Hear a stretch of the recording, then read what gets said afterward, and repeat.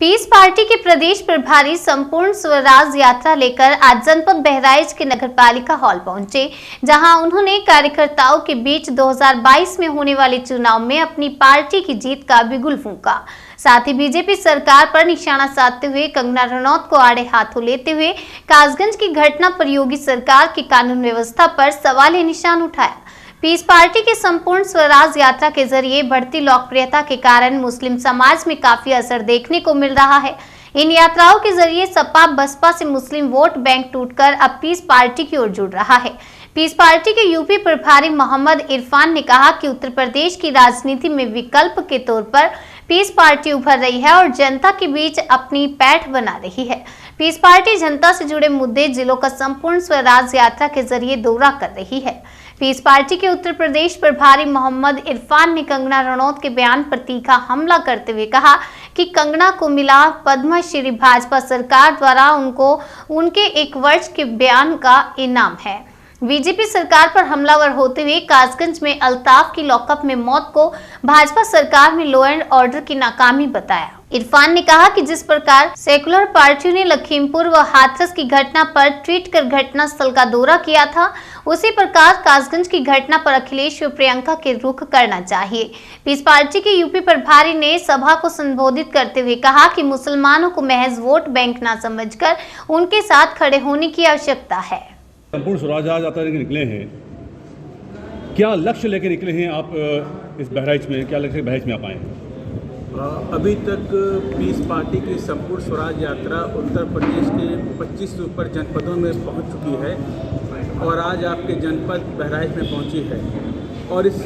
यात्रा का मुख्य लक्ष्य ये है कि उत्तर प्रदेश के जितने भी शोषित, पीड़ित, उपेक्षित महिलाओं, युवाओं, मुसलमानों को एक उत्तर प्रदेश में विकल्प देना की तैयारी कर रही है पीस पार्टी, क्योंकि सरकार ने जनता ने भाजपा की सरकार को भी देख लिया, सपा बसपा के कुशासन को भी देख लिया, तो जनता एक बदलाव चाहती है और हमें उम्मीद है जिस तरीके से जनता का स्नेह और प्रेम पीस पार्टी को मिल रहा है, एक बदलाव उत्तर प्रदेश में होगा और पीस पार्टी अपनी सरकार बनवाएगी। कंगना रनौत ने आज़ादी रनौत ने कहा कि 2014 के बाद इस देश को आज़ादी मिली,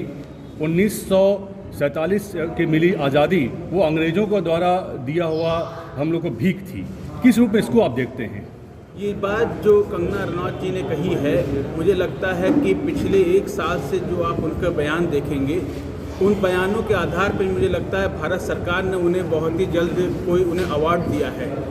और उस अवार्ड पाने के बाद उनकी हिम्मत बढ़ी है और उनकी महत्वाकांक्षाएँ बढ़ी हैं और ऐसे उनके बयान आते रहेंगे जब तक उन्हें ये सरकार भारत रत्न न दे दे भाजपा की सरकार, उसकी तैयारी में वो लगी हुई है। कासगंज में जो एक पुलिस लॉकअप के अंदर एक व्यक्ति की मौत हो गई, इस घटना को आप किस रूप में देखते हैं और पीस पार्टी का इस पर क्या वजह होना चाहिए? पहले उस व्यक्ति का नाम तो उस लड़के का नाम अल्ताफ है और हमें लगता है कि ये पूरी तरीके से इंसानियत का खून है इस पूरे देश में कहा जाए। और सबसे बड़ी बात यह है कि जब से भाजपा सरकार उत्तर प्रदेश में आई है, इस तरह की घटना लगातार उत्तर प्रदेश में होती जा रही है और ये भाजपा सरकार और योगी सरकार का ये प्रोत्साहन है कि अराजक तत्व और साथ ही साथ पुलिस के ये जो मनबड़ रवैया है। लेकिन हमें उम्मीद है कि जैसे ही पीस पार्टी की सरकार आएगी, लोगों को इंसाफ मिलेगा और जो लोग भी इसके अंदर शामिल हैं वो सारे के सारे लोग जेल में जाएंगे। और मैं ये भी उम्मीद करता हूँ कि जिस तरीके से नाम नहाद सेकुलर पार्टियाँ हैं,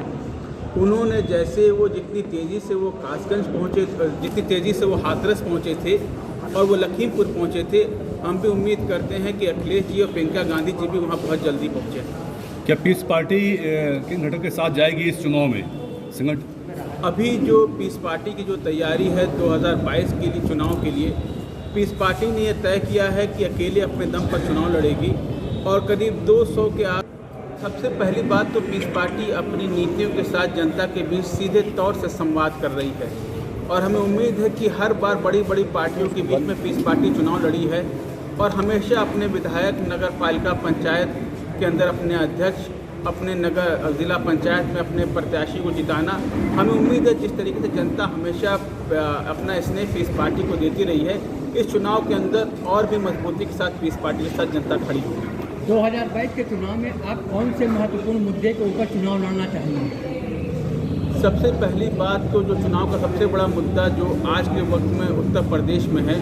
वो एक तो बेरोजगारी का मुद्दा है और उसको ख़त्म करने के लिए पीस पार्टी ने तैयारी किया है कि पीपीई मॉडल को देखते हुए उत्तर प्रदेश में प्रति वर्ष 25 लाख नौकरियों की तैयारी पीस पार्टी ने की है। और दूसरा, जो भी सीए के खिलाफ हम लोग एक मुहिम पूरे उत्तर प्रदेश और पूरे भारत में चलाए हैं और पीस पार्टी भारत की पहली पार्टी रही जो सुप्रीम कोर्ट के अंदर सीए कानून के खिलाफ गई। इन मुद्दों के साथ और जो 3 काले कानून जो किसानों के खिलाफ बने हैं, इन सारे मुद्दों के साथ पीस पार्टी जनता के बीच में जा रही है। मौजूदा दौर में सभी पार्टियां एकजुट होकर के बीजेपी को हराने की कोशिश कर रही हैं। इस गठबंधन को और इस गठजोड़ के बारे में आपकी पीस पार्टी का क्या रद्द-ओ-अमल रहेगा? अभी तक तो मुझे जानकारी है कि अब ऐसा कोई गठबंधन उत्तर प्रदेश में बना नहीं है। नहीं, जैसा कि बनने के प्रयास हो रहे हैं, उसकी कोशिशें हो रही हैं। पूरा मैं बता दूं, ऐसा एक गठबंधन कोशिश की थी पीस पार्टी के माननीय राष्ट्रीय अध्यक्ष डॉक्टर अयूब सर्जन साहब ने 2018 के उपचुनाव के अंदर, और जिसके अंदर हम लोगों ने माननीय मुख्यमंत्री योगी जी को उनकी ही सीट से लोकसभा का चुनाव हराया था और कोरोना का भी उपचुनाव हमने हराया था। अगर ऐसा कोई गठबंधन फिर उत्तर प्रदेश में बनता है जिससे भाजपा आ जाए तो इसका स्वागत पीस पार्टी करती है।